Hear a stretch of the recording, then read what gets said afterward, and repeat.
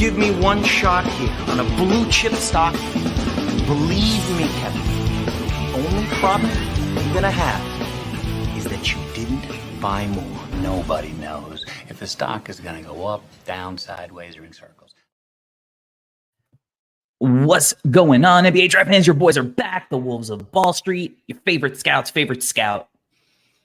Time to lock in with the NBA Draft Show on the No Ceilings NBA podcast feed. My name's Corey Telba. I'm here, as always, with my co-host, Albert Garbage Time again. Albert, what's going on, man? It's the winter, and people get sick in the winter, and that's it's a fact. What happened to me. Caught a little bit of a cold, but we make it work out here. Merry Christmas, Corey. Yeah. Didn't even say Merry Christmas to you, and Merry Christmas to, we're already past Christmas, but belated Christmas to all of our listeners out there, and happy holidays. There's, you got New Year's coming up. You're right. This is the last NBA Draft Show of the calendar year. Wow. It's going to be a good one, too. It is going to be a good one. It's going to be a really fun one. We are just straight up catering Big Blue Nation, right? Kentucky episode, basically. We're covering two Kentucky guards, Reed Sheppard, Rob Dillingham. We're starting with a bang, coming in hot with Rob Dillingham. So, Rob Dillingham, I think, is one of the more interesting guys in the class, especially from the No Ceilings perspective, considering this was a guy that I think that most of the people, not all, but certainly most of the people at No Ceilings were kind of like, maybe not for me, right? Like, was not on our first big board. Right. I think based on what we had seen from his previous, high school stuff and OTE and Donda Academy and all that kind of, like, it was just like small guard, likes to get his own bucket, plays a little bit out of control. Maybe, this is a guy that let's wait and see, if anything, but given the direction of the league, I think we were just kind of like, right. But Rob Dillingham has been a ton of fun, man. He has really turned some heads and flipped the perspective on his game, I think. So Rob Dillingham, Kentucky guard, he's listed at 6'3", 176. He definitely put on weight since last year and has gotten stronger. I don't know, 176 or not. And the 6'3", I would probably say no. I saw him live. He did not look 6'3" last year, but he's young. Maybe he grew a little bit, but he definitely looks broader and stronger. He is playing 23.1 minutes per game, averaging 14.2 points, 3.9 rebounds, 4.3 assists, mostly off the bench. 46.8, 44.4, 71.4 splits, 54.8 effective field goal percentage, 7.3 BPM. Currently, No Ceilings has him at 14, ESPN has him at 16, Bleacher Report at 10, The Athletic at 15, Yahoo at 10, Tankathon at 12, average stock price of 12.8. So, Albert, is Rob Dillingham's stock price too high, too low, or is it just right? I think, he probably has the most volatile stock price of anybody so far. As you mentioned, Corey, for our first one, we didn't even have him on our big board. I had him in the hundreds, I believe, initially to start, just because, Corey, just with everything that you said in the intro, he was a guy that, to put it plainly, he was a guy I was terrified of. He was a guy that was going to a big school that had some guards, and I was really curious to see what it was going to look like. And from what we've seen from the beginning of the season, things have been pretty damn encouraging in terms of his play. And so his stock price being in that 12 area, I think is totally fair considering everything, like not just, his meteoric rise, right? Not just in our board, but others as well. But I think if you consider everything, the type of player that he is, and as I said, his draft stock has been volatile. It doesn't mean it's going to stop being that way. He's had a good start to the season. Doesn't mean he can't have a rough end to the season as well. But when we're talking about where he is right now, from what I've seen, I think that's a pretty fair stock price. I do too, especially in this class, right? Where it's like, I think at a certain point in the lottery, teams are going to be like, hey, not a ton of guys who are worth like a big time swing, but maybe Rob Dillingham is like, maybe there's a guy who can be your lead guard, or maybe it's worst case, like he's a guy who could be a gunner off the bench. But like you said, I do think there is volatility to his draft stock. While I think this season has mostly been positive for him, and I think he shifted the perspective based on how he plays and the nuance, and he's more than a gunner. He certainly showed that so far early on this season. But like, I think back to Sharif Cooper, and like, this is a guy who we were all shocked. Like, he dropped to the second round, right, at the time of the draft, which we were, attending in person. And, that so far has looked like, I guess, the right decision, right? Like, Sharif has not really gotten an opportunity in the league. Now, different players, like, Rob definitely has a better reputation as a shooter than Sharif did. But at the end of the day, it might come down to simply like small guard, and like our NBA team's going to want to invest in that, especially one that does have questions throughout his game, even if there are some really high highs. So let's get into that game. Let's start it out. I think if you're going to talk Rob Dillingham, I mean, you have to start with the shooting, right? Like that's kind of where we got to go. Because I think that ultimately that's something that he's going to be able to come in, and you can confidently be like, at the very least, like he's a shooter. He's got a smooth stroke, and he doesn't have to have the ball in his hands. You can play him off ball. He will be capable of knocking down these catch and shoot looks. And I think, with the way the game is headed with those big jumbo creators, you need to be able to play off ball. And I think that Rob can most certainly do that. He's shooting 44.4% from three so far this year. No, 100% agree, Corey. I think, well, first off, that number you just read off, that's 44.4% per game on 4.1 attempts per game. Not super high volume, but also not super low volume. I think it's a pretty decent, good volume for him. As you've mentioned, he can do it off the catch, but also a guy who is really comfortable shooting it off the dribble. A guy who really enjoys that part of his game. But just if we get down to just the mechanics of it all, I definitely like his jump shot a lot. Gets it off pretty easy, looks fluid, looks pretty repeatable. Just a guy that is what he likes to do. There's some people, when you see them, I don't know, you meet someone and then you see them in their element, and then they make a lot more sense as a person, if that makes sense. I think, Corey, if it's we just meet you on the street and then we see you at some fine dining restaurant eating with your wife, enjoying a beautiful meal, it makes more sense. Some guys just look different in different contexts. And I think with Rob, when he's cooking offensively and he's getting his shot off and, he's comfortable doing his thing, it looks great. It looks like what he was meant to do. He's an offense first player, is what I'd say. I don't think that's a stretch by any means. But when it comes to the shooting, for sure, I like it a lot. Corey, what you mentioned before about the small guard thing, I think is such an interesting conversation, because we just did a pod recently on Tyler Kolek, small guard, right?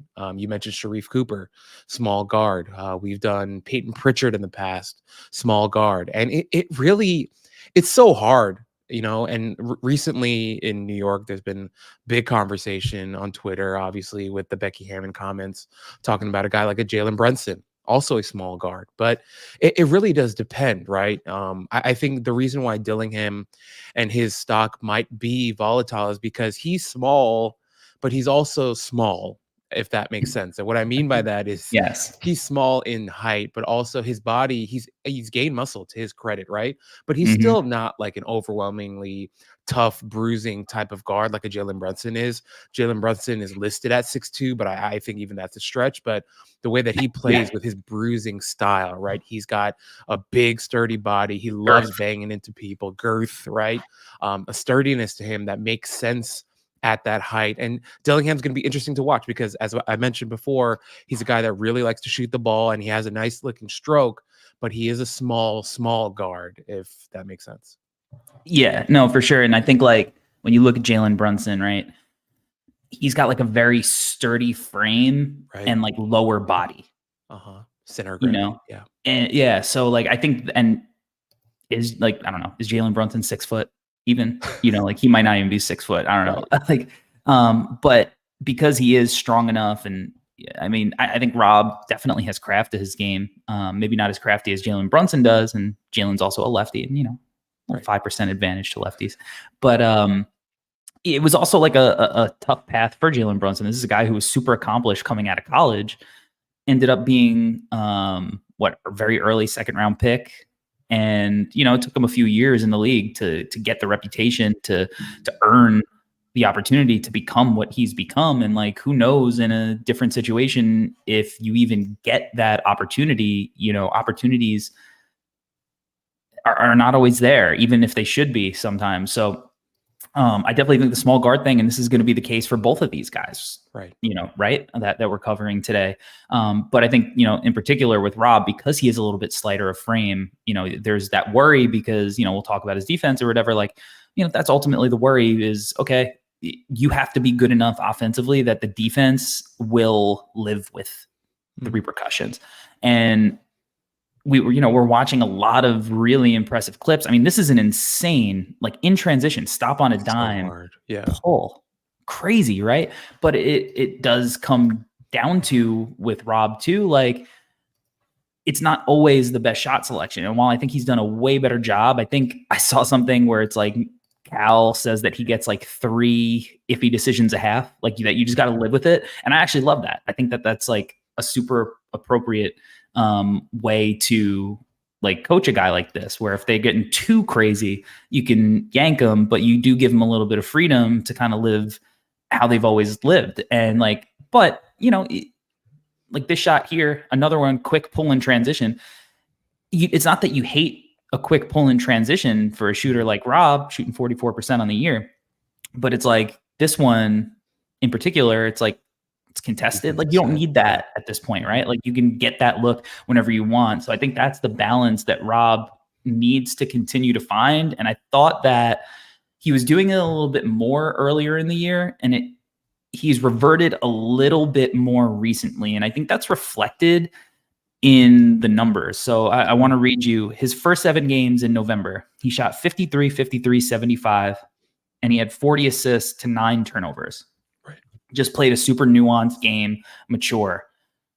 Over his last 4 games in December, 38, 27, 67 splits, 7 assists to 9 turnovers. So as, Kentucky gets into conference play and you're starting to see tougher opponents on a night-to-night basis, this is what we're going to have to see with Rob, because, I mean, the dude has a lot of talent. He's a versatile shot maker. Not only is he like a catch and shoot guy, this is a guy that can move around the court, and he can knock down shots off movement. So there's like a lot of valuable offensive skills and in particular shooting. But if the shot's not dropping, is the value going to be there? What else is he doing to make up for that? Because we know that even I think I've been impressed with his defense this year. I'll go as far as saying that. Sure. He's still the size that he is. And, we'll break that down a little bit more a little later. But that's kind of the uphill battle that he's got. And right now he's struggling. So, like, what else can he rely on? Early on, he was a playmaker. Now he's kind of reverting back. Corey, I think it's really interesting, the point that you brought up, because you brought it up while you were playing some clips of him playing against UNC, because I thought that game was a really interesting like case study for Rob Dillingham, because he ended up, in that game having like 17 points, right? It's, you just look at the box score and you go, oh, a guy had 17 points against, one of the major programs in the country. And they won that game, right? From what I remember. And it's like, okay, good for him, right? And that you kind of write that down as a W. But it's interesting that you brought up this part of the conversation during these clips, because I thought that game was kind of a weird game for him. I thought there were some real moments where I was a little confused because, Corey, the reason why he wasn't on our board and was a guy that we weren't really thinking about before the season started was because of the OTE stuff, the high school stuff. Like and I think I told you this in private, but watching him last year reminded me of guys like Julian Newman and like GOYs on TikTok. Like just some of the crazy dribbling a million times into a wildly contested jump shot was just not my favorite stuff. But then, like you mentioned, Corey, that first month or two in college, he did show a different side of his game that we completely just were not expecting at all. But and then the funny thing though is, Corey, as I watch Rob, there's still times where he'll make a shot and it's like, that's not too different from what you were doing last year. Yeah. To give you an This example, clip like right the one here.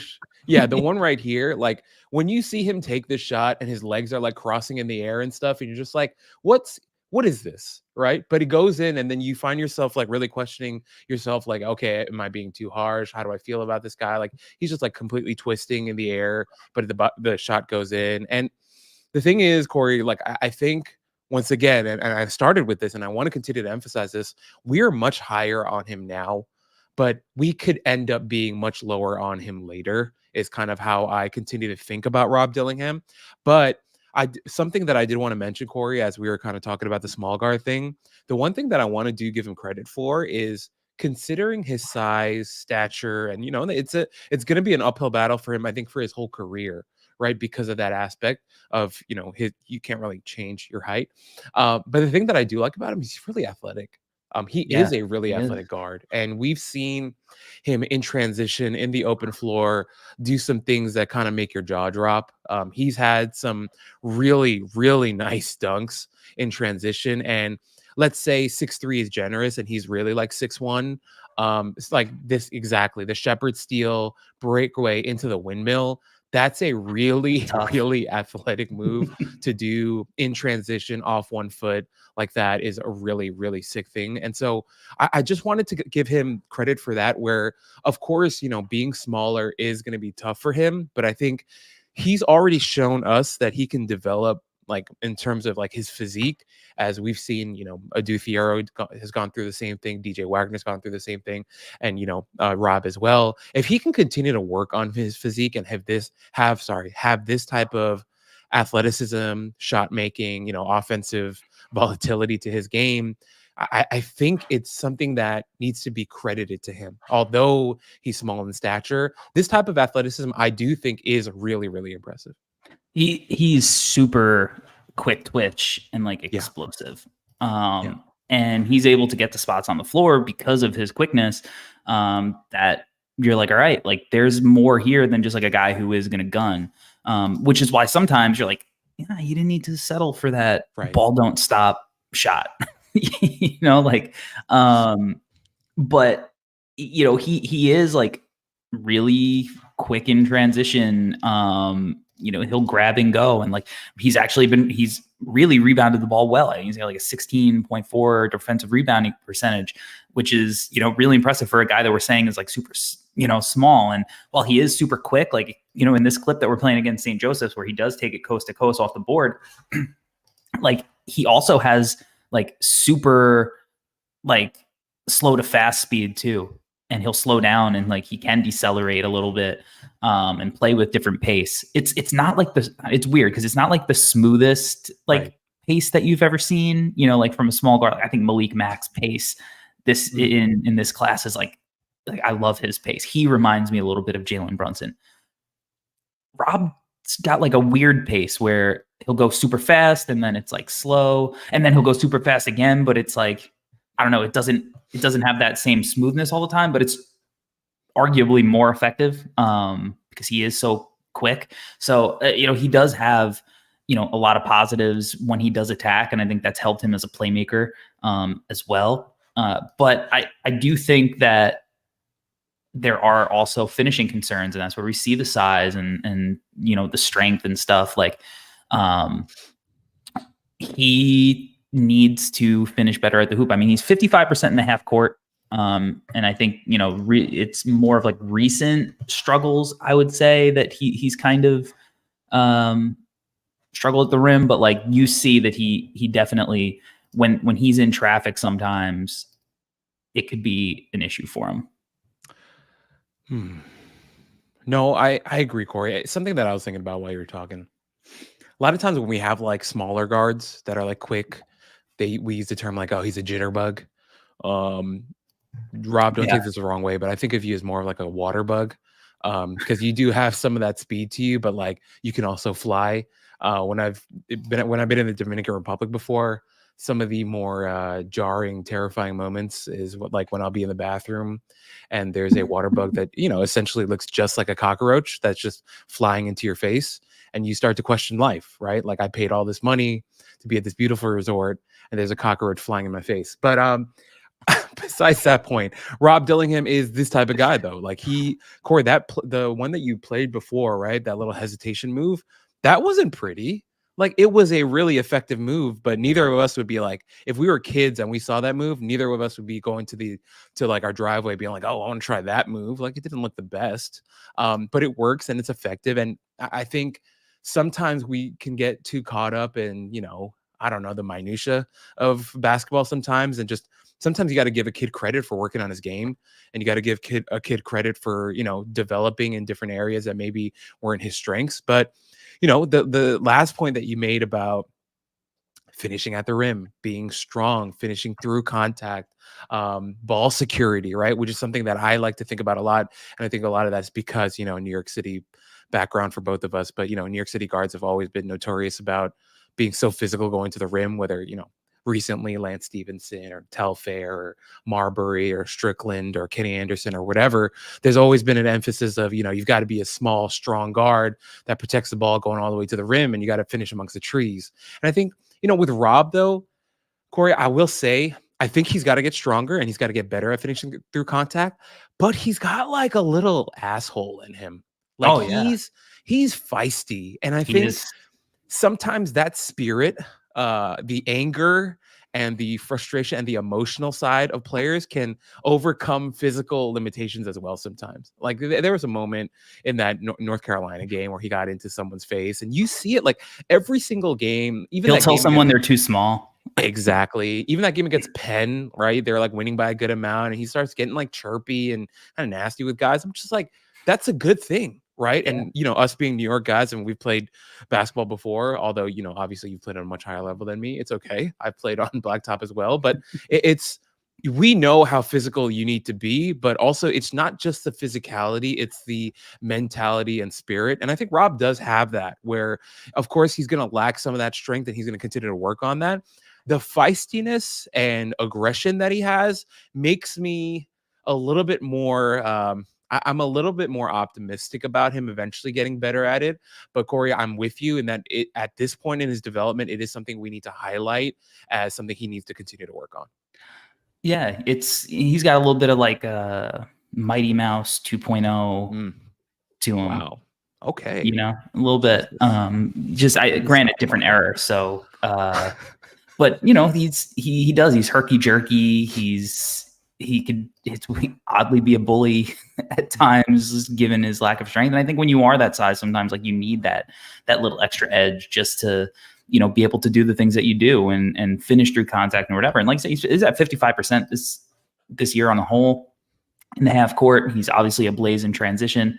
I do think that sometimes like he settles too much going to the rim, when I actually think that he has like a really effective floater because he has good touch. Yeah. And he's only taken 6 floaters this year. So like, I think this is like a shot he can get to way more often. And if he's able to mix up when he's like going all the way to the hoop, when he's firing away from 3 and like working on that in between game here. I think that's something he has to do a little bit more often, because, fellow Kentucky guard Emmanuel Quickley he's going to make himself a lot of money being able to get to that shot, because especially Rob's got good vision. Right. And, similarly to Quickley, like now in the NBA level, spaced floor, legit lob threat. Like now we don't know if you're going to go for the floater or not. And if that big has to step up to contest that floater, now the roller or the guy in the dunker spot or whatever come over and you can hit him for the lob too. So I think this is a shot he just needs to incorporate more often, because it's there. He has it in his bag. He's got to go to it a little bit more often. No, I agree, Corey, and also is something that we kind of mentioned in passing before. Good mid-range shooter too. A guy that Mhm. likes to shoot from the mid-range, and I think that's something that we always talk about, right? An important part, the in-between game, as you mentioned, and in the NBA with more spacing, higher pick and roll stuff, he's going to have more of a runway to make some decisions, right? He's going to be able to he's going to have the freedom to take a lot of clean looks from the mid-range, or attack all the way to the rim or throw up those floaters. And he's got good touch. And also, Corey, you bring up the Quickly thing. I even think he's a better passer than Quickly was at the same stage of their Mhm. development. And so with Rob, and also a better athlete. I love IQ. I know I've been a big critic of his always, but IQ's a really good player and is, developed into a really strong third guard. And I think Dillingham could even be that or better, even just once again, because just athleticism is God-given, and he has that athleticism, which I think is awesome. But also, he is a good shooter, as we highlighted at the top, and a guy with good offensive instincts. It's just, sometimes those instincts. This is what I think, Corey, and I just talked about this, right? Like, I think there's this weird fusion that happens sometimes with his instincts plus his emotions plus like chip on the shoulder. And then I think when those three combine and create the perfect storm, shout out to Mark Wahlberg, George Clooney, these things can get a little messy for him and leads to, maybe not the best decisions. However, once again, he's a young man, and I think he's going to continue to. That's Jesus Christ! I just said young man. Weird. God damn it.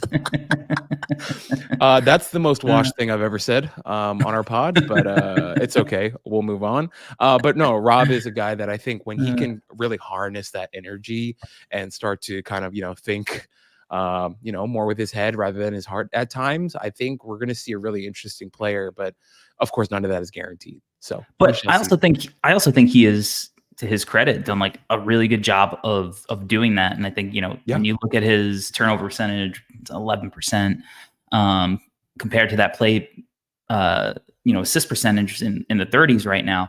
And just his like willingness, like I would have thought, and the reason I was lower on him, be like, all right, he's going to be a ball stopper. yes. And there was a part of me that was kind of holding out hope, just because, Kentucky does love running guards like him, off movement and floppy actions and stuff. And like, I think given the fact that he can shoot it like that and he's comfortable shooting off movement and stuff, there was always a path to success in that system, where like we're seeing a guy like DJ Wagner struggle because he doesn't have that same ability. But to Rob's credit, I feel like instead of being a ball stopper, he's a guy who like is willing to most of the time make really quick decisions. And like, I think this play right here is like a really good example of that, because this is the type of quick decisions and unselfish play that's like contagious, little like give, go, and give back to the big. And like, I don't know, it's really slick.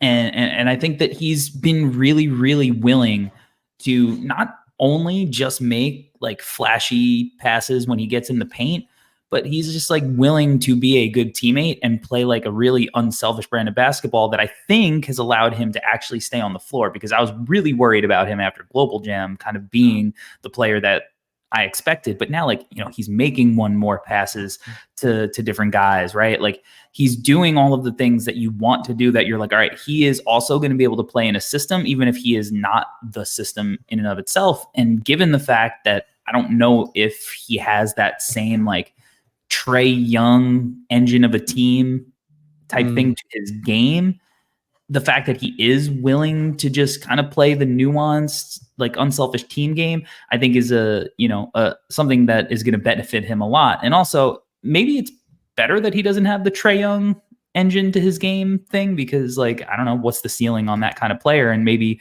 in a smaller role where you let Rob be Rob, like he can be really effective in a way that you don't have to build your team around him, but he's an important piece of it. Mm-hmm. Corey, I think when all is said and done, it's going to be really interesting to see Rob play. Okay, we're going to do Reed Sheppard soon, but they play really well off of each other. Oh, and yeah. I think that needs to be noted. And it's going to be interesting to see him play without Reed Sheppard next season on some NBA team, because they have got great synergy. And there's something about them playing together that makes both of them better. Which kind of speaks to your point, Corey, where it might be a thing where we end up looking at these two guards kind of like how we looked at Tyrese Maxey and Emmanuel quickly coming out together, right? Like two guys, both first round picks, ending up becoming solid NBA guards. And Maxey's obviously all-star level now, but two guys that can really play at the NBA level at a high level. And I think with Rob, Corey, I think it's really important to note that what you said about, him growing, or maybe not growing, well, okay, we can say both, but him showing more of the passing stuff and also growing as a passer, I think was a really big surprise for us considering what we saw last year. But also, like, it's hard to kind of pinpoint for sure where that's coming from. It could be a lot of different things. It could be coaching. It could be playing with Reed. It could be a lot of different things, right? But it's definitely been a positive for him. And it's been something that has been delightful to watch. That play that you showed before, the little give and go, back and forth passing stuff, that looked like late 2000s, 2010s prime Barcelona tiki-taka football. Like, that's what that looked like. It was awesome stuff, right? So I think if Rob can continue to grow and continue to tap in now, but Corey, it's so interesting though, because at the top, you also mentioned how in December it's fallen off a little bit, right? But at the same time, people will then come at us and be like, hey guys, we're talking about a 2-month sample size. You want to relax? And if to that, we'd say, okay, cool. Right. And we'd be totally okay with that. And Corey, who knows, maybe in January, he has another lights out month, and then February, a bad month. This stuff happens. Right. But I think what is important, though, is the flashes have been good. And at least he has flashes where some guys don't even give us flashes. And that pass right there, right off of kind of like, he was kind of stuck in the air, but throws a really nice weak side pass to the corner to Reeves for the 3. Still, that's a pass that some guys may not make, And he has the creativity and like the improvisational skills to do it and the willingness to do it. So it's like, it's a skill, and he draws that pressure. Like the defense is collapsing there because like they know he's a threat to shoot the ball. So like it opens these things up. Like that's going to be there for him at the next level too. And I think like totally agree, like him and Reed, unbelievable synergy, like probably the best out of, like any backcourt in college basketball this year, just from a, like, these two guys just get each other type perspective. Right. But I also think that like he has had really great synergy with Trey Mitchell. Yes. And in the pick and pop game, and like, at the next level, you put him in a system with a big that could space the floor. I think that'll work, so I think that he's just a guy who is bought in to the team. He is playing with other guys that, are good at basketball too, and are willing to also play in that style, and it's contagious, and he's bought in. And I think he probably saw like, hey, like, I might have to go to a different school next year after Global Jam if I don't change what I'm doing. After Global Jam, I was like, this dude might not be in the rotation, like, halfway through the year. But he's come out, bought in, and he's been awesome on the offensive side of the floor. And hopefully this 4-game stretch for him is just kind of, an outlier part of the year. And the I don't know if he's going to 50-50, shooting splits or whatever, but like, he goes back to knocking down, shots at a higher clip, taking better shots, and becoming, the playmaker that he showed the potential to be. No, I agree, man. These hook passes to Trey Mitchell, awesome. Yeah, like awesome. Really nice. Trey Mitchell was a grad school transfer, right? Good, playing well for them. But no, I'm with you, man. I think Rob is a guy he's a guy that like we're really, really gonna have to continue to monitor just because of the volatility. Like month to month, he might change. But once again, like I'm not afraid of the volatility, which is why I pushed him up my board so much, because I just like the fact that he's trying stuff. And Corey, the word that you used before, like him buying in, I think is really important. And I think if he's going to show this type of buy-in at Kentucky under Coach Cal, then you have reason to be excited about his outlook on the next level as well. A guy that you're going to believe will continue to buy in, and obviously he won't be perfect. He's going to be a guy that is going to be raw. You want to continue to develop, but if he's got this type of buy-in and he's going to show flashes like this and continue to grow into these skill sets, I've got no problem. I think I moved him into my lottery. So I think there's just too much there on the bone for you to, as you mentioned, right, in this class, to not have him in your lottery just because we're kind of looking for stars here and looking for guys to be solid NBA rotational guys. And if Rob can, show off this type of play style and with his aggression and athleticism and all that stuff, hard not to put him in that range. Totally. Let's quickly talk about the defense, because ultimately it's like, that's the thing. It's like, can he stay on the floor, right? What have you thought about his defense? In baseball, you have 5-tool guys. Rob Dillingham, not a 5-tool guy, in my opinion, was what I wrote down. I think, and look, Corey, I didn't want to kill him and say I thought he was a terrible defender, because I think, like you mentioned, Corey, he has shown signs of life. And the biggest thing is what I talked about before, is that like mentality. He has moments where he's like really feisty on the defensive side of the ball, and he shows fight, and he like, it's not just simply like showing fight, but he's like showing fight to be in the right spots, which I thought was really cool. Even there, he's reading the play, makes a good jump on the ball, showing some aggression in the passing lanes as well. It's just, he's not the longest guy. I haven't seen any wingspan stuff with him, but clearly not the longest guy.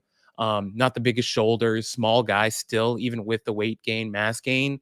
And in the NBA, the guys get bigger and stronger and faster.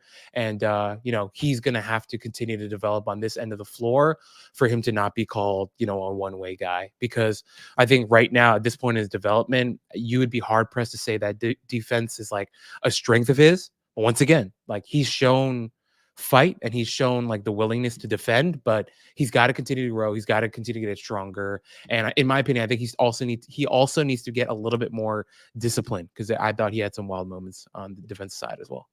Yeah, I agree. I do think that, he's disruptive, and the steal percentage is like a really great sign, like being over 3%. He even has like a half a block percentage, which is, given who he is, good enough right now. But, he's been good on digs, and sometimes, that does get him out of position. So like there is an element of like the gamble to it. I like how you called him feisty. I think that is the right word. I think that he's like a guy who has been like pretty good chasing guys off screens. Like he stays connected. He's quick and he's like slithery. And that allows him to also like get over defense, of screens and whatnot, and like, be feisty. But ultimately, I think this possession here is like the ultimate, like, what is Rob Dillingham? Like, just really great ISO defense, able to stay in front, right, in a guy's shirt, crowding his space, but maybe he's just too little. Damn. It's kind of depressing, but yes, Corey. And really quickly, Corey, I did want to say the point that you made about him on digs is really good, because he comes so quickly. Like he's really good at like feigning, like he's not going to come, and then he comes really quick, and then he's got some pretty good hands on him too. But Corey, this possession is a great example of what we're talking about. Like, he is small. Like, there's no way we can't deny it, can't hide from it. It is what it is. But there's the feistiness, there's the fight, there's a desire to stay in front of his man, keep him in front, keep contesting. But God, what can you do about that, right? And if it's against Jalen Brunson in the NBA, or even a Dame Lillard or whoever, like that's a really tough. I don't even know if I'm worried necessarily about him guarding those guys. It's like, sure. What happens when he gets switched on to Paul George? Right. And it's just like, they'll just rise up. And that's the thing. It's like, are they just going to target this dude on switches? Initially, they will. Yeah. I mean, it's going to be an uphill battle for him. And that's the reality of the situation. So like, everything that we said on the offense, like, it's got to hit, because again, like, defensively, I thought he gives good effort. He's feisty. Like, he's willing to, show a little bit of that asshole that you mentioned earlier. It's just like, there are physical limitations. He isn't the longest dude ever. And for sometimes as much effort as you put in, sometimes good offense is better than good defense. And it's just going to be hard for him to contest, when he does get switched on to like those bigger wings. So I don't know. It's going to be interesting to see. I like Rob. He's been, a guy who has been fun to watch this year and just see develop and grow his game, because there was an outcome for him that was not this. And he's really given himself a shot to be like a legit lottery guy in this class. So let's take a quick break, and then we will break down Reed Sheppard.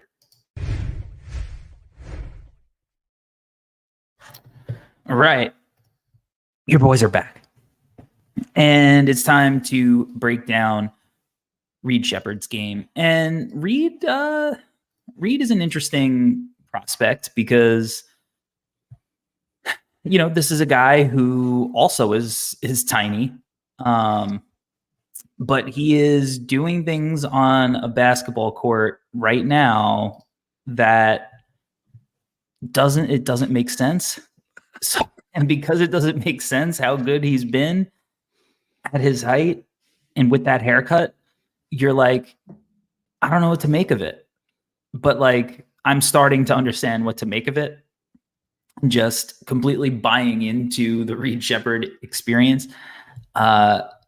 He really rocks, but I like Rob. I would get it if people are skeptical of what he brings to the table given his size. So Reed is also listed at 6'3". He's listed at 187. He's got a little bit more, girth and strength to him than Rob with his frame. He's playing 26.5 minutes per game. He's averaging 12.6 points per game, 4.6 rebounds, 4.3 assists on 58.5, 57.8, 89.5 shooting splits, 74.4 effective field goal percentage, 28.5 PR, 15.3 BPM.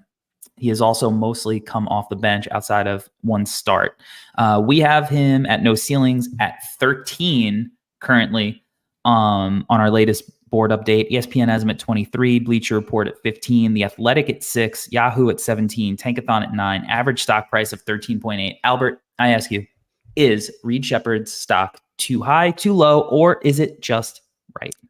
I think the correct answer is too low. He's too good. There's something wrong with him. I think we need to do a documentary, some sort of, investigation as to how he's so good. Corey, the numbers that you read off, those are like the type of numbers, my player will put up in 2K if I have it on like easy mode. It doesn't make sense. Like his shooting numbers and numbers everywhere are crazy. We're going to talk about his defense. He's a cheat code on defense. I don't know what's going on. He has pine tar on his hands. He just rips everything. And his mom is a celebrity, and his mom gets more FaceTime than he does, or TV time, screen time, whatever you want to call it. She is always on TV. And he's a freak, man. He's a freak. I have him in my top 10. He's unreal. I don't know what else to say, but I think he needs to be higher on everybody's boards because there's something wrong with him. Yeah, he's bordering on the top 5 for me right now. If he was 6'5", he would probably be number one. Number one. He's listed at 6'3", but he's probably maybe he's 6'2", probably more like 6'1", right? Like who knows? But yeah, it's just he's undeniable. He is, man. Like, I mean, that form. Perfect. It's perfect. It's picturesque. It's literally like out of a textbook, right? Like if you were teaching a kid how to shoot, you would want to teach them how to shoot like Reed Sheppard. So like right away, and we'll get into Reed's film, right? Like this dude is just a badass shooter. Like, again, beautiful shot. He's going to be able to space the floor. And when we talk about like his role and what he might be in the NBA, the fact that easily is just a guy who can catch off, shoot it off the catch and with a lightning quick release as well. And like his form looks the same every time he shoots it. I mean, NBA level stuff. And, he is more than just a guy that can, shoot it at a spot up situations, which is like maybe what you would assume by looking at his Supercuts haircut. But like, I mean, quick pitch from the logo, bang, man. Like that is a at the Garden, Mike Breen bang type of shot that he makes. And he makes big shots too. Like he's not afraid of the moment. Sniper, man. Mark Price. Mark Price Mm, comes to mind, Corey. another super cut haircut guy. Yeah, exactly. There are a lot of comps, but I Yeah. think for me, in my head, it's Mark Price right now because just the shooting stuff is there. There's real creativity to him too at times. I just, I love him. This guy's crazy. Like when you watch him on the floor, Corey, it's like he does.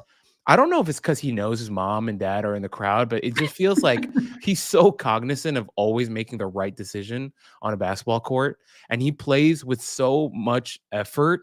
But the coolest thing about him, Corey, is that he's always playing so hard, but it never looks like he's playing that hard. He just makes everything look so smooth and natural. Robbie Cano, former second baseman of the Yankees, like he was ridiculed for years by the media because like he always looked like he was just loafing around, but it was like a gold glove level second baseman and just made every play you ever asked him to make. And Shepard kind of has that to him, man. Like he's playing hard always, but he's so smooth and it doesn't look like he sweats at all that people get like confused of whether he's trying or not. But he's awesome, dude. And the shooting stroke and everything, it just reminds me a little bit of Mark Price. And I'm not even going to claim like I'm old enough to say that like I watched all of Mark Price's games, but you know, we're NBA junkies and we were there. it. Yeah, we were there. And I've seen enough of Mark Price and that's who he reminds me of. And I think it's an interesting comp just because both were small guards that could shoot the shit out of the ball, but could also do stuff with the ball in their hands as well. I love the Mark Price call. I love it. It's so good. He like if you told me you were like, this is Mark Price's kid, I'd be like, oh yeah, totally. Makes sense. Believe that. Makes sense. Yeah, to me, like I think it's like if Kirk Heinrich and Klay Thompson had a baby, there it is. Could that be who he is? And like maybe that's just what Mark Price is in 2023, 24. Mm-hmm. But you know, he's got all the stuff with coming off movement and DHOs and all that. But like I think that there's probably some stuff off the bounce that we're going to get to see at the next level that he doesn't necessarily get the chance to show all of the time. But like, this is a tough move. And I get it. It's a low shot clock. So he has to shoot this off the bounce here. I think he's got one of the best crossovers in the draft. Mm-hmm. And I think that that's something that he's going to be able to go to create space and get his own shot. But like, I want to see him in more pick and rolls.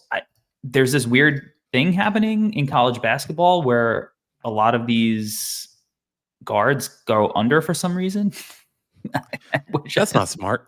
It's not smart to be shooting 60% from three. Go over, fight over, because it's gonna go in.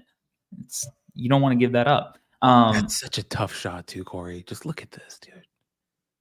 Yeah, like tight handle. It's just everything's efficient. All the movements are efficient with him. There's no wasted movements with Reed. Like you always hear, and he's going to get like the player's son thing, just because he's a white dude with a Supercuts haircut.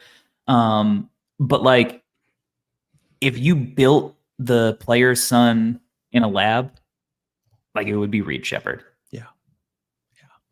The coach's son. Like he is the coach's son to a T. His haircut sucks.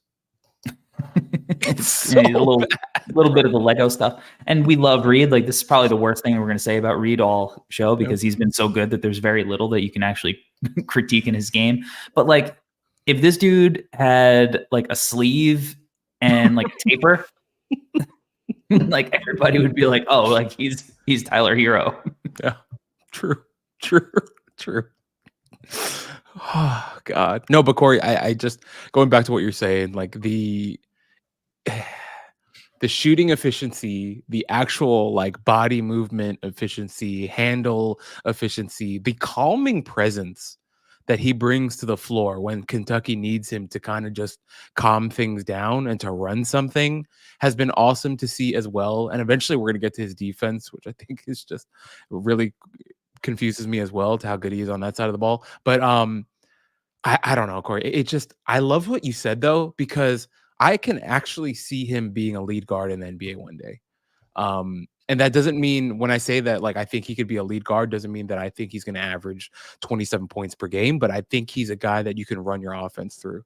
And I think he could do it at a really high level, which is why I'm moving. Like, we both have him so high on our boards right now, is just because the size limitations, I get it, right? No, 100%. And I'm notoriously like harsher on smaller guards than you are, Corey. I always struggle with small guards, but with Reed, there's an efficiency to him. There's a strength to him. There's an IQ to him. There's a pace to him. Also, I love the stuff that he does in transition, like off of rebounds, off of steals. His just desire to run and push things up the floor is incredible. And that's why I think that's also been part of like that great synergy, as we saw before with Rob as well. Just a really heady, smart player that is just so capable on off. That's such a tough pull up from the mid range, dude. I love his mid range pull up. Here's the thing, he always gets to his spots. He knows where his spots are on the floor and he gets to them and it's effortless. So when you say like, I think he can be a lead guard, like, yeah, I think there's a path for him to be the guy who plays with the ball in his hands a lot. Like, because he's never sped up. He knows exactly where he's going. He uses the most efficient method to get there. And like, he doesn't play with a ton of like sauce. You know, you wouldn't be like, oh, Rob's got this crazy bag. Or Reed's got this crazy bag, but also what if he does? Right. Like maybe he does have a bag because like, and he just doesn't need to ever use it. Like he knows, all right, if the big's in drop and I'm playing off this high screen, I have this guard coming. He's chasing me. He went over, right? You got to go over. Can't go under on me because I'm going to pull up. So now he's going over. This big's in a drop. Like I'm just going to pull up at the elbow. And once I pull up for the elbow, it's going to open up everything else for my game. Now, when the big steps up, now the weak side rotation has got to start sinking. So if I need to, now I can hit the weak side corner. If the big keeps going, like I'll attack the right. Like he gets to his spots and he's just capable of doing whatever. And I think like he's going to be on the floor. He's going to find himself on the floor. I think, you know, we look at the success of a guy like Pods, who's come in and played such an important role for the Warriors early on. And now, don't get me wrong, like, you know, Pods is a little bigger, which we also questioned. We were like 6'5", like, is he really 6'5"? And then he measured 6'5". So Pods is bigger than Reed, but like, you know, I think Reed has that similar level of feel and impact, and just being able to do this at Kentucky and be this good. And, you know, his numbers have also come back down to earth a little bit, you know, in December, but we're talking like he's still like a 50, 40, 90 guy. He's just good, man. Yeah. He's just so good. Corey, I think, and and then also despite the size, the versatility to his game is going to be huge. As you mentioned kind of before, what he can do with the ball in his hands and off ball, the spacing that he's going to provide, just because he's such a dead eye shooter, and the fact that he's so comfortable playing without the ball as well. It's hard not to get excited about a guy like this, because you're never going to be worried about adding a guy like this to your team just because you don't really see like this crazy ego with him, right? You're not worried about him. Like, you're not going to be worried about how many touches he gets per game. Of course, eventually, I think, you know, with his ability, he's going to be a guy that has the ball in his hands a ton, but it'll never be a problem, is what I keep thinking, you know? And it's not just because he has a Supercuts haircut and plays like a coach's son, but it's just, that's just who he is, I think, as a player, as a person, right? He really cares about winning. He really cares about making the right play. And I think whatever team he ends up on, he'll do exactly what you ask him to do, and do that at a really high level. And so, considering this class, I think a player of that caliber with, you know, that type of mentality deserves to go really, really high. And so I think Reed has to be in the top 10 for most people. Yeah, at this point, in no doubt. Shout out to everybody watching live in the chat. D. Steven says that pause he did to lull the big man to sleep is Austin Reeves-esque. I think that's probably going to be another comp that he gets for sure.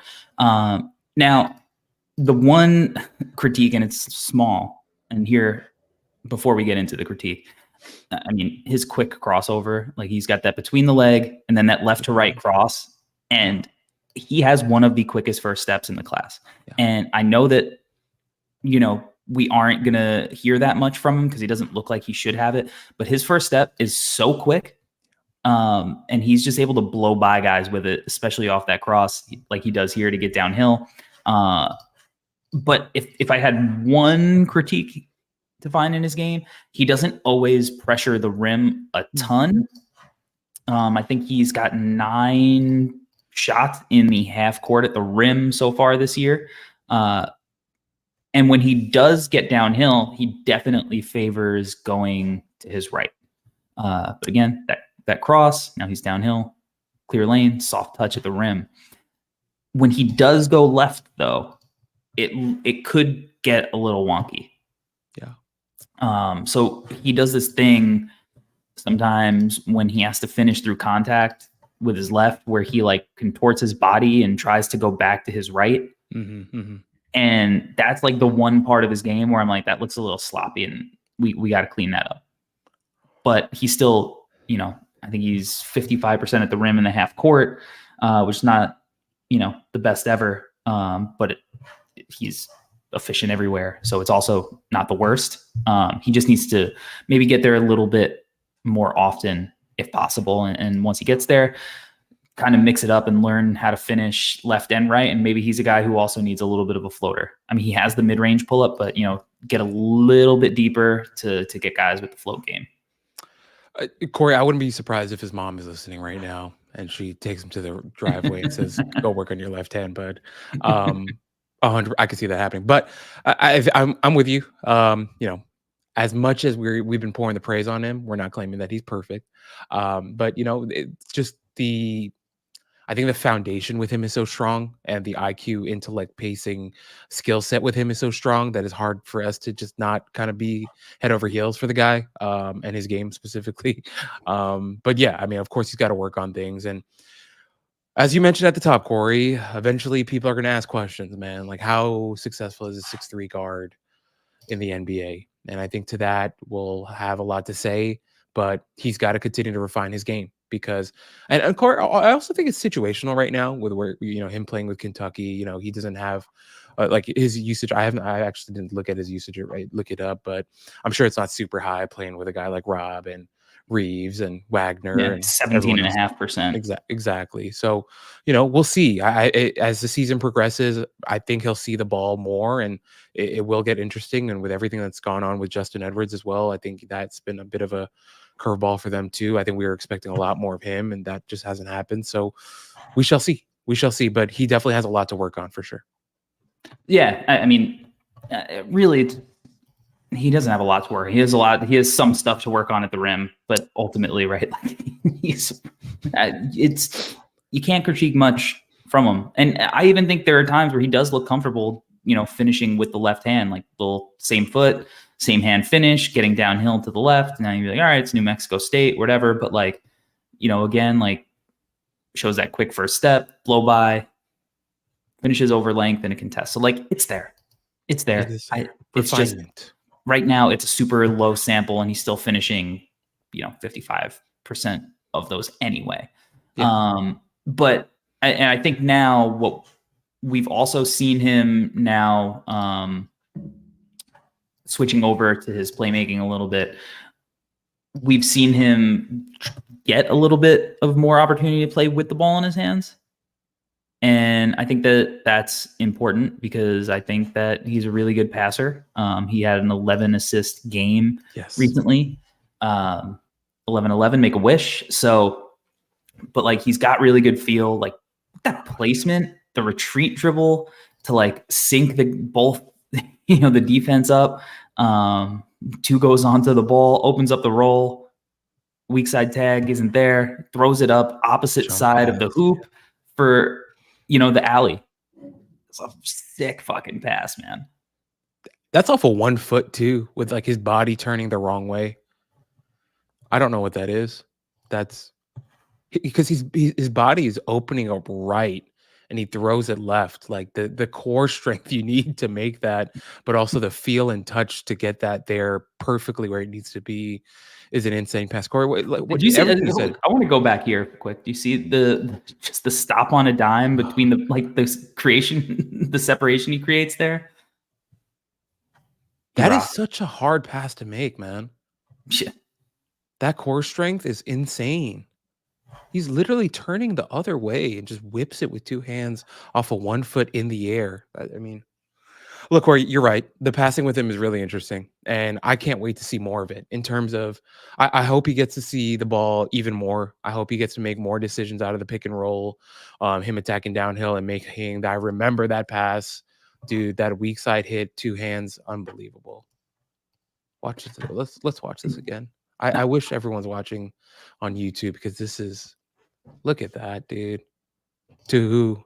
To Rob. Yep. Perfect. That synergy we were talking about earlier, right? He knows where he's at. He oh God, that's. It's funny how many similarities Reed and Rob actually have when they're on the court together in their play style, when they're making quick decisions, moving off the ball, relocating, right? Like finding themselves in positions to be open, driving, kicking. It's really pretty basketball. Like Kentucky's a lot of fun to watch, but back to Reed, like the ball should be in his hands more. Yeah. We've done the DJ Wagner experiment. We don't need to see it anymore. God, look at that pass. Like we just don't need it. Like what is DJ Wagner, Corey? Let's have this conversation because I'm not a big fan, but with what you've seen so far, what is DJ Wagner to you? I mean, DJ wasn't in my first round on like my first board. Same. So I just, we saw him at the Nike Hoop Summit. I saw him again, Iverson, watching his high school film. The fact of the matter is he's not the shooter that he needs to be in order to soak up the amount of usage that he has. And I actually thought at the Global Jam, he was like a little more point guardy. And I think he's had some moments where he's still learning how to be that. And I think that's the type of player he needs to be, but it's not the type of player that he wants to be probably. Yeah. And it's not the type of player he's been told that he is throughout his whole career. And I think that, he's still a small guard too, and he's a guy, he plays hard. He's feisty too. He does some good things, but like, he's a guy that would really benefit from staying in college and developing his game. And I just don't see any way that he does that. And I think he's a guy that can easily get lost in the shovel once he makes it to the next level, because it's like, who's he going to be better at? What's a skill he's going to go to a team and be better at than their starting, point guard. Right. We talk about it all the time. Like, whose spot are you taking? Right. Yeah, exactly. I just can't see it. I can't see it with him. I brought up the question, Corey, because like when we did our mock, our collective mock, we mocked DJ Wagner to the Knicks, and I had freaking conniption because I hated it so much. But it's just the thing with him. When I watch him play, I'm just not interested in his game, and I think that's just where he's at right now. It's not a death sentence. I'm not saying anything, definitive where I'm saying like he's going to be terrible, but I just think where he's at right now, as you said, Corey, there's a lot of work needs to be done. And it's not just refinement. I think he's really got to, as you said, right? I think he's got to reconsider his play style, right? How he wants to play, the type of player that he wants to be, I think is a really interesting question for him. And I think that's just kind of where he's at. And kind of coming back to Reed though, Corey, I think with more opportunity and more volume, I think he's going to continue to grow. And obviously I don't mean like those shooting numbers, right? We all expect those shooting numbers to come down to earth eventually. And not to say that we think he's gonna be a 30% shooter or anything like that, but things will even out eventually. And if they don't, then take him number 1 in the draft, right? But I think, with Reed though, at least the more volume he sees the more we're going to like. Just because it's not just that he's smart, but he makes quick decisions. He shows great anticipation. He knows where to go with the rock, where to go with his body, just where to be at all times is really, really fun to watch. And that's just a high level play, a quick pass right there. That it's not fancy at all, right? If it was Steve Francis or Stephon Marbury, they would have whipped it with one hand and been, doing some sort of twirl, right? But with Reed Sheppard, it's just a quick two-hand over the head pass inside, great look, really smart play. And I think the more we see him making decisions with the ball, the more of this type of stuff we're going to see, which is really interesting and makes him that much more desirable. Yeah, no doubt. And I think the playmaking stuff is the reason that he has more potential to show what he hasn't gotten to show so far full time. That giving him more usage, I think will be a plus at the next level, because again, he is a guy that you're going to trust to make the right decision almost every time. He's a guy that can go get a bucket himself, but he will make the right play. He's not going to force anything. He's a guy that if you want to play him next to LeBron, you want to play him next to Luka, you want to play him next to James Harden, insert your, LaMelo Ball, your 6'8", creator or whatever. He can play next to that guy and space the floor and do the stuff he's doing now and make quick decisions. But ultimately, he does have some juice with the ball in his hands. And I think that's really interesting and is going to give him a higher ceiling than, we maybe initially expected coming into the year. Right. Let's now transition to the defense because, that the dude maybe even more fun on that side of the ball. And this is a guy who really, really, really turns defense into offense. Yeah. You see that athleticism, he's quick as hell. He gets out, he reads this the whole way. Mm-hmm. Tag, boop, uses that length. First guy down the floor, two-hand stuff. Defense to offense, easy to. And he does this all the time. Yeah. Corey, there's so many possessions where you see him literally reading the floor, reading the play. You'll see, ball handler gets trapped into a corner, right? And he's baiting it. He's just waiting, we always talk about, right? Like a perfect NFL corner, right? Just waiting. He doesn't come too fast where, obviously it blocks the passing lane. He's just waiting, and then he pounces. And he's a guy that is just so smart, but also has great instincts, right? Because you could be a guy that can see the play developing, but be a half step late and not make anything of it, right? But with Reed, he sees everything and then he makes the play right when it needs to be made. Another thing with him, as we're highlighting here, do not ever have a loose handle around Reed Sheppard. You're asking for trouble. He's got great hands, strong as hell, his hands. It's a weird thing. Every time I watched him go swipe for a ball, the ball is out of the player's hands every single time. It's never a thing where he'll swipe at it and the ball kind of stays around or something, because it's not a full strip. He's getting full strips every single time. Guy has, as I said before, a pine tar on his hands, is unbelievable with his hands. So be careful. If you got a loose handle, don't dribble around Reed Sheppard. But we see this all the time. The guy has over 30 steals on the season.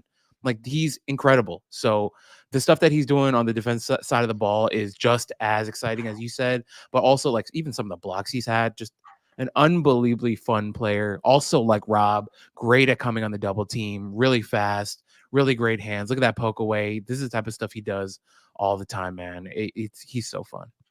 He is. He has a 5.7 steal percentage and a 3.5 block percentage, 6.9 defensive BPM. That's good. It's pretty good. That's good. He's a guard.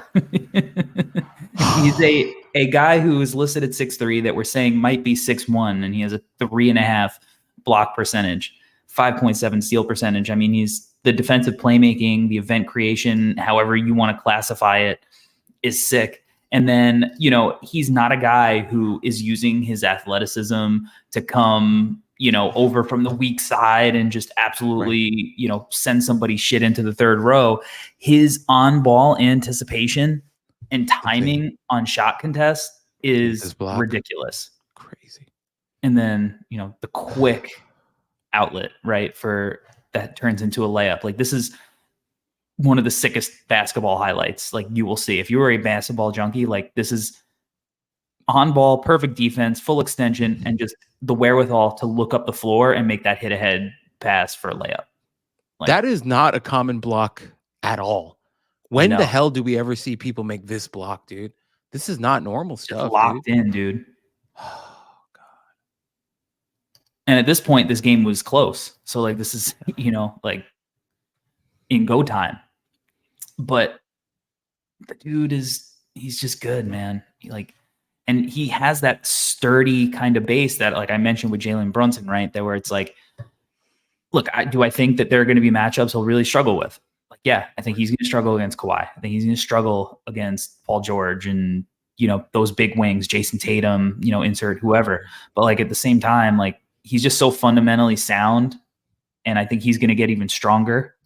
And like, he's not going to be a guy that you just panic when he does get a switch onto him. We're like, oh, we have to game plan. We have to pre-switch.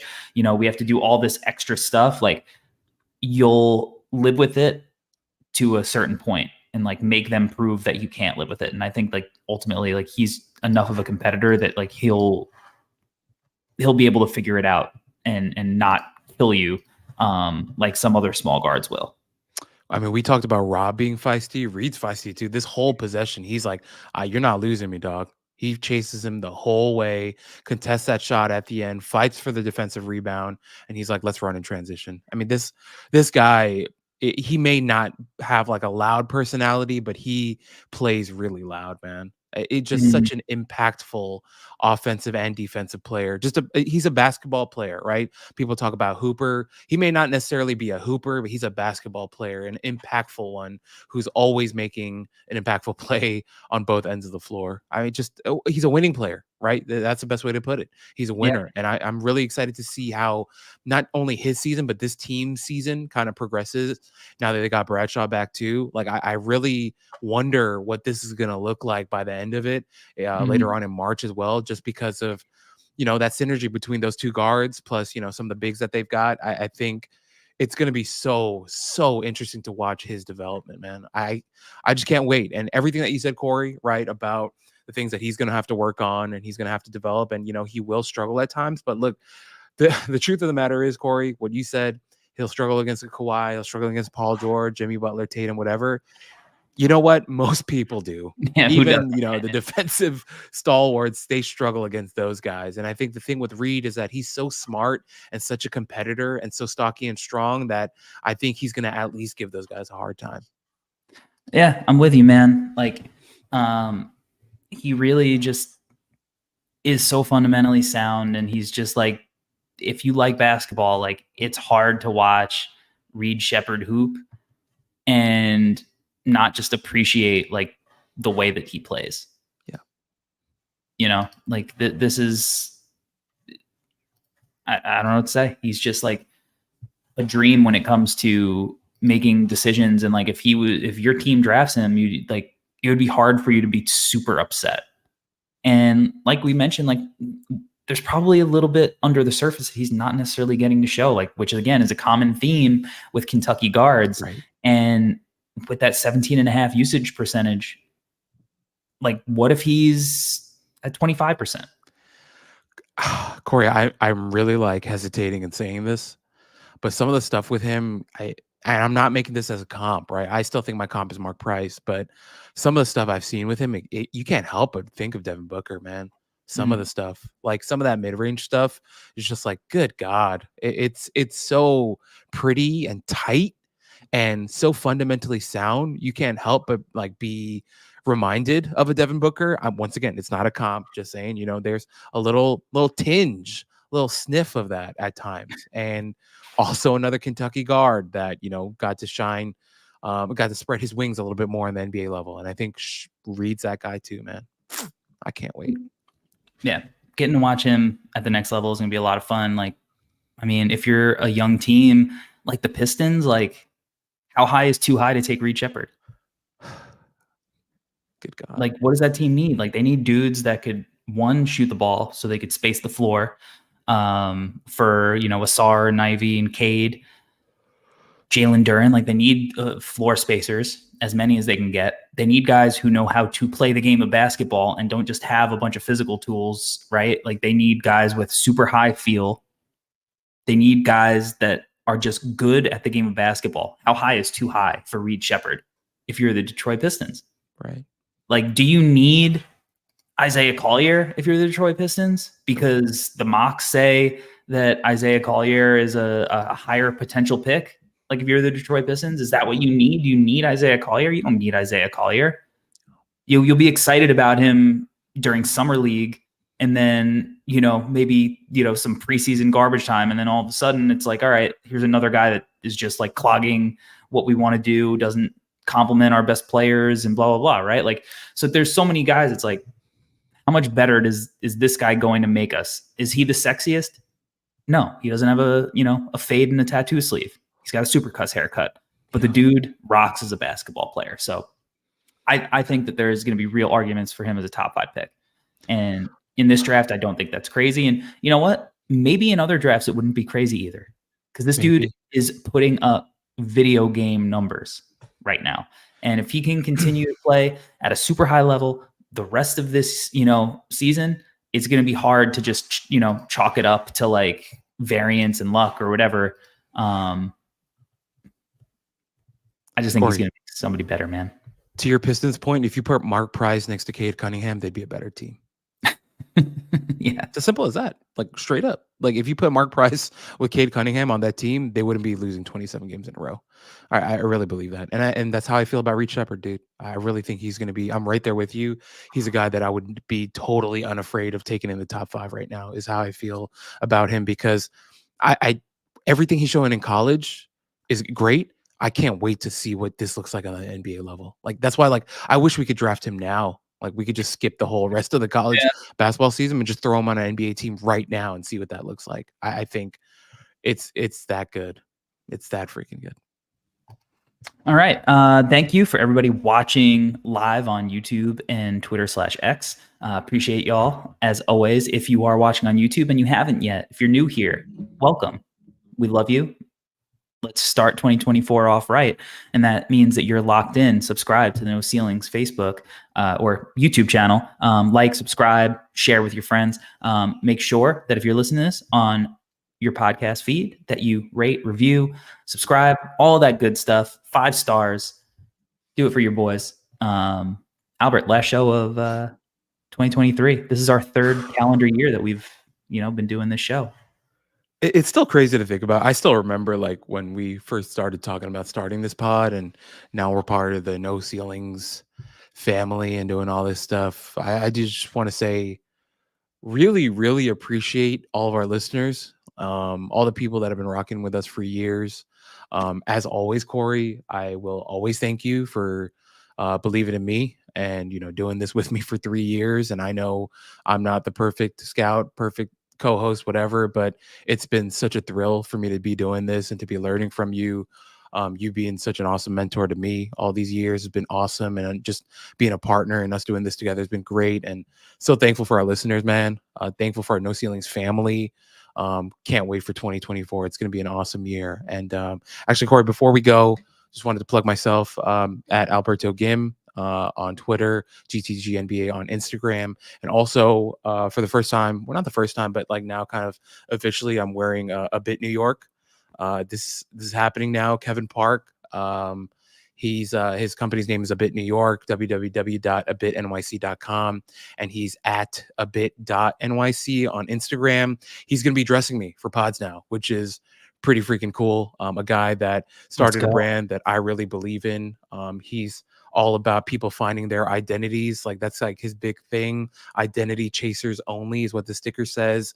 And he makes a lot of awesome merch. And so we're eventually going to do like some collab stuff with him, which will be cool. And you guys can find that, and we'll send links out and stuff like that. But just wanted to give a special shout out to Kevin, and all the clothes I'll be wearing from now on our pod will be made by him, which is pretty damn cool as well. But yeah, one last time, Corey, thank you so much, dude. It's been such an awesome ride in 2023, and I can't wait for what we do in 2024. I'm excited for all of it. Wouldn't want to do the show with anybody else, my man. It has been a ride. Excited about the future. That hoodie looks super comfy. It's awesome. super comfy for the winter time. So make sure you hit that link. And you can follow me at Corey Teleba on Twitter, NBA Draft Dude elsewhere. And again, we appreciate you guys rocking with us. Everybody have a safe, happy holidays. Make sure you're using Lyft and Uber and all that stuff. That's Let's right. make good decisions. Close the year, making good decisions, right? Again, we'll see you next week, breaking down some more guys. We out. Peace. Peace.